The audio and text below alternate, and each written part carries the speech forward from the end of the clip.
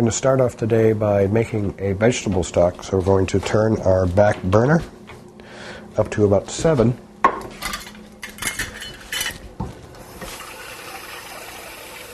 And then we're going to heat up 1 cup of hot water.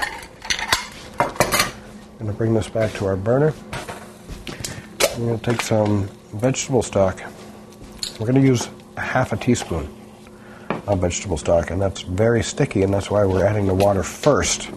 So it'll be much easier if we stir our stock into the water to have it remove itself from the spoon. All right, this is very sticky, so we're going to press along the bottom and the sides to try and break that up until it becomes a nice orange color. Now later on, after this simmers, we're going to stir it again to make sure that any little globs or bumps of veggie stock are fully incorporated, and we're going to add our shrimp shells to it.